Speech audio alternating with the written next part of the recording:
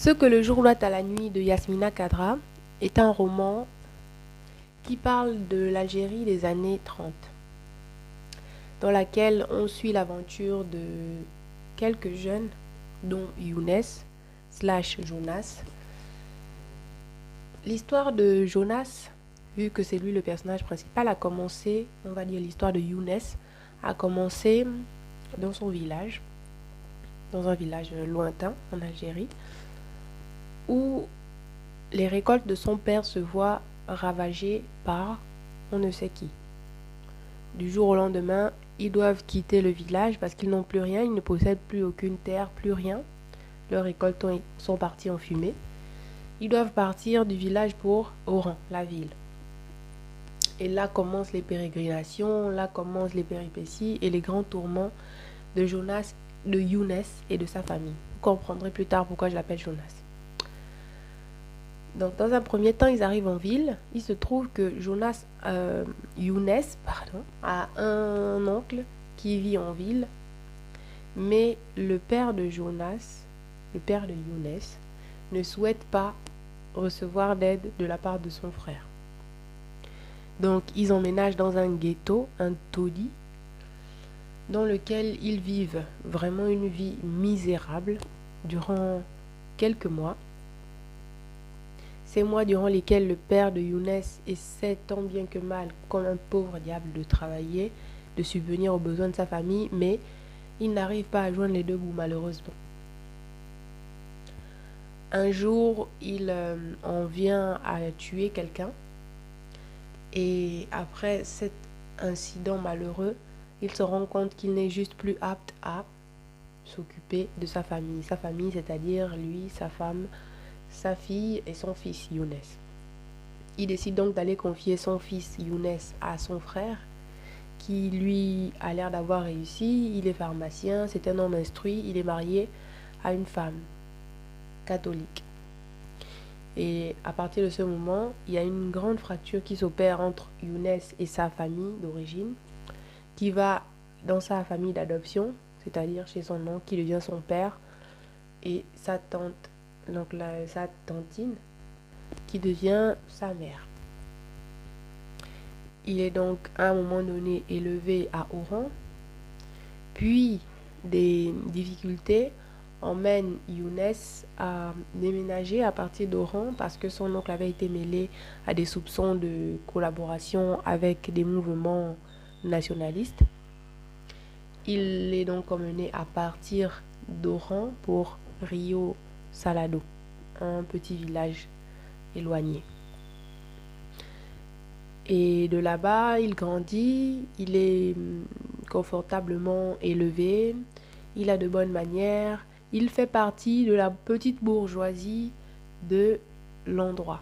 Son oncle est pharmacien, toujours, même s'il commence à décliner un peu par rapport à l'âge et aussi par rapport au traumatisme qu'il a vécu lorsqu'il avait été soupçonné de collaborer avec les nationalistes.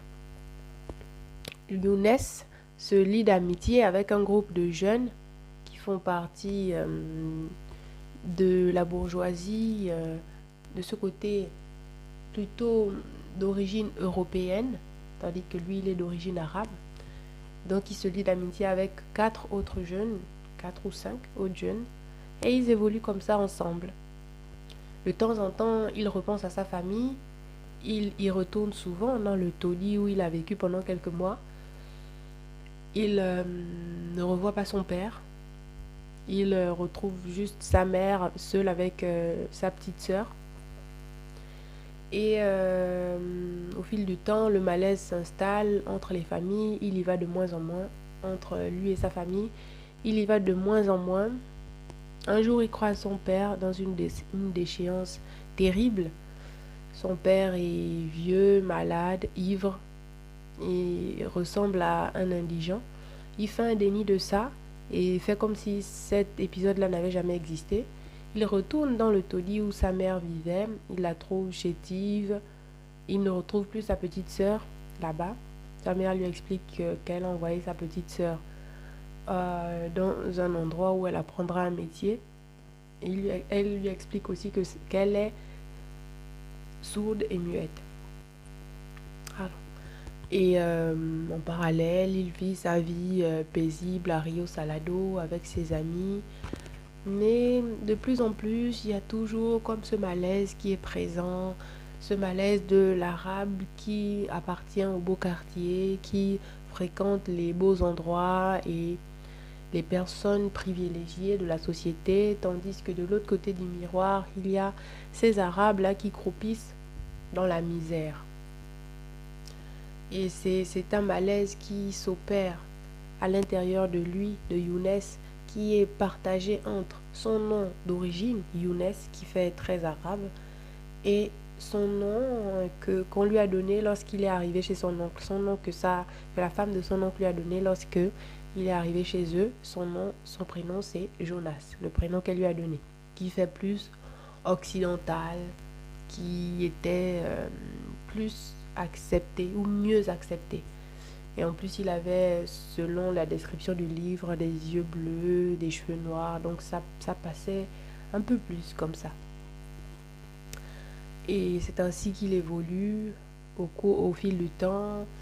Il fait la rencontre d'une Madame Cazeneuve avec qui il a sa première expérience intime.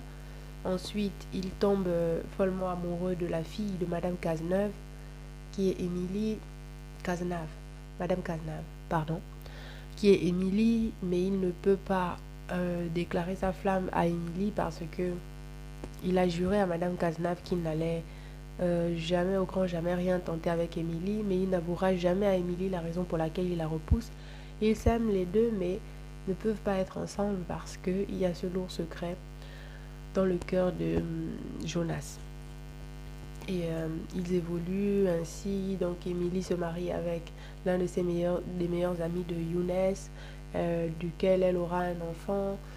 Et ensuite, celui-ci se fait tuer lorsque les révolutions se font de plus en plus violentes et de plus en plus présentes dans les villages, dans les villes. Lorsqu'ils ont aussi senti la guerre arriver, il y a eu beaucoup de bouleversements. Certains sont partis du village, aller vivre à Oran, à l'étranger. Et il y a eu un morcellement comme ça, un éclatement dans le groupe d'amis de Younes. Ses amis ont fait leur chemin, certains se sont mariés, ils ont eu des carrières, ils ont regardé de l'avant, tandis que lui restait dans une sorte de léthargie. Lui avait du mal à avancer. Et au finish, il n'a plus jamais eu de nouvelles ni de sa mère ni de sa sœur parce que la dernière fois qu'il était retourné dans son village, il se trouve que tout avait été brûlé à l'endroit où il vivait et que personne n'avait de nouvelles ni de sa mère ni de sa sœur. Donc c'est un pan de sa vie qui est resté comme ça, comme une plaie béante, que rien n'a pu cicatriser, au grand jamais, rien. Son oncle est mort, il a été enterré. Et Jonas a vécu comme ça un long moment de la vie. Il a essayé, à la mort de son meilleur ami qui avait épousé Émilie, il a essayé d'aller la revoir pour aller discuter avec elle, mais elle n'était plus disposée à l'échange, elle n'était plus disposée à revenir à de meilleurs sentiments. Et c'est ainsi qu'il a dû laisser tomber. Et au soir de sa vie, Émilie lui a écrit une lettre qu'il a pu lire quand il est allé assister à ses obsèques, parce qu'il avait été invité par le fils d'Émilie, donc, et de son meilleur ami. Il était vieux, hein, au soir de son âge lui aussi. Il avait 80 ans. Et à l'occasion des obsèques d'Émilie, il a pu revoir bon nombre de ses amis, sauf le mari d'Émilie qui lui aussi était déjà mort. Il a pu rediscuter de certaines choses, de certains souvenirs de Rio Salado, d'antan. Et voilà à peu près de quoi parle le livre.